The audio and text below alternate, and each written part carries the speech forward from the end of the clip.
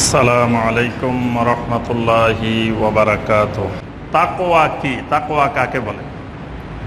যেমন আমরা এই কোরবানির আলোচনায় আমরা শুনেছি যে কোরআনে কারিমের মধ্যে আল্লাহ সুবহানাহু ওয়া তাআলা দুই জায়গায় বলছেন কোরবানির ব্যাপারে। সরাসরি আল্লাহ সুবহানাহু ওয়া তাআলা বলছেন সূরা আল মায়েদার ২৭ নম্বর আয়াতে আল্লাহ সুবহানাহু ওয়া তাআলা বলছেন ইন্নামা ইয়াতাকাব্বালুল্লাহু মিনাল মুত্তাকিন।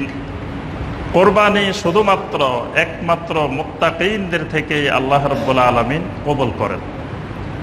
তাহলে তাকওয়াটা এত গুরুত্বপূর্ণ যে কোরবানিটা কবুল হওয়া, আল্লাহ সুবহানাহু ওয়া তাআলার কাছে গ্রহণযোগ্য হওয়া তাকওয়ার উপরে নির্ভরশীল।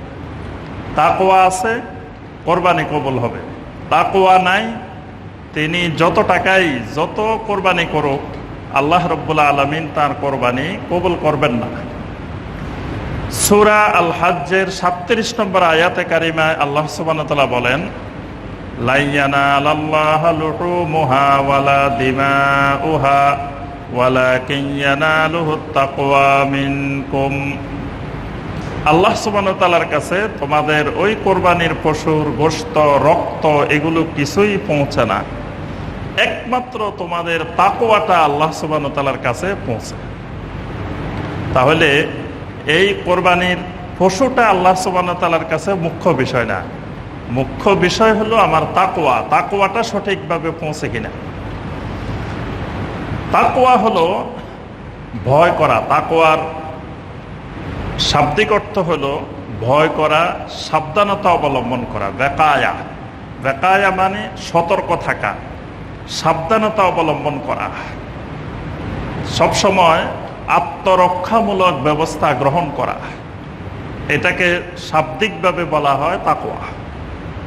পারিভাষিকভাবে তাকওয়া হলো আল বেকায়া বাইনাহু ওয়া বাইনা গাদাবিল্লাহি ওয়া সাখাতিহি।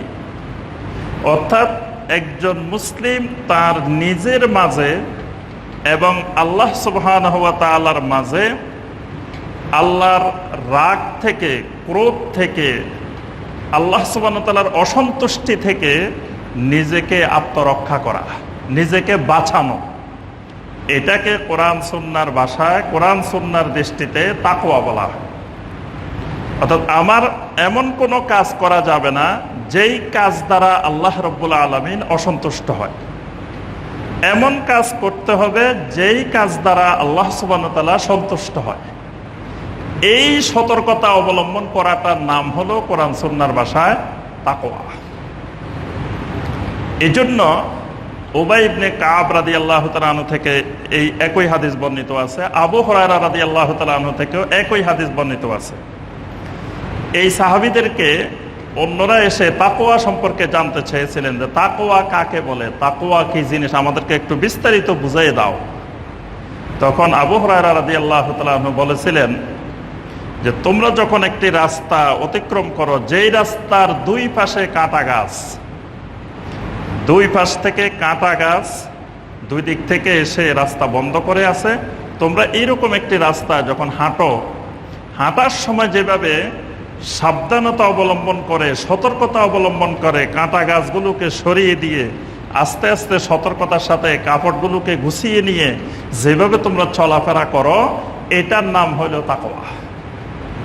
অর্থাৎ এই পৃথিবীতে একজন মুমিন, একজন মুসলিম যখন চলতে থাকবে, জীবনযাপন করতে থাকবে, তার চতুর্পাশে কাঁটা আর কাঁটা, কাঁটা আর কাঁটা। কাঁটা মানে গুনাহ আর গুনাহ, অপরাধ আর অপরাধ, আল্লাহর নাফরমানি আর আল্লাহর নাফরমানি তার সামনে চতুর্দিকে সে দেখতে পাবে এবং চতুর্দিক থেকে এসে তাকে গ্রাস করতে থাকবে।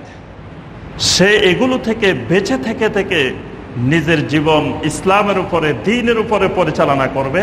এটার নাম হলো কোরআন সুন্নাহর ভাষায় তাকওয়া। সুবহানাল্লাহ। এই জন্য একজন মুসলিম অবশ্যই তিনি এই তাকওয়া অবলম্বন করে চলার জন্য চেষ্টা করবেন।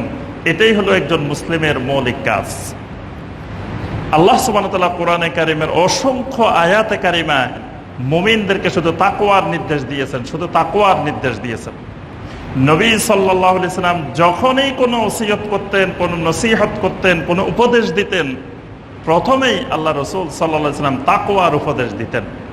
তাকওয়ার নসিহত নবী সাল্লাল্লাহু আলাইহি সাল্লাম বেশি বেশি করতেন। কোরআনে কারিমে সূরা আলে ইমরানের 102 নম্বর আয়াত, এই আয়াতে কারিমাটা আল্লাহ রাসূল সাল্লাল্লাহু আলাইহি সাল্লাম যে কোনো সময় খুতবা দেওয়ার সময়, আলোচনা করার সময় এই আয়াতে কারিমাটা নবী সাল্লাল্লাহু আলাইহি সাল্লাম তেলাওয়াত করতেন। আল্লাহ সুবহানাহু ওয়া তাআলা বলেন, ইয়া আইয়ুহাল্লাযীনা আমানুত্তাকুল্লাহা হাক্কা তুকাতিহি ওয়া লা তামুতুন্না ইল্লা ওয়া আনতুম মুসলিমুন। ইয়া আইয়ুহাল্লাযীনা আমানুত্তাকুল্লাহা হাক্কা তুকাতিহি, হে ঈমানদারগণ, আল্লাহ রাব্বুল আলামিনকে ভয় করো, তাকওয়া অর্জন করো। হাক্কা তুকাতিহি, যেইভাবে তাকওয়া অবলম্বন করা দরকার, তাকওয়া অবলম্বন করা উচিত।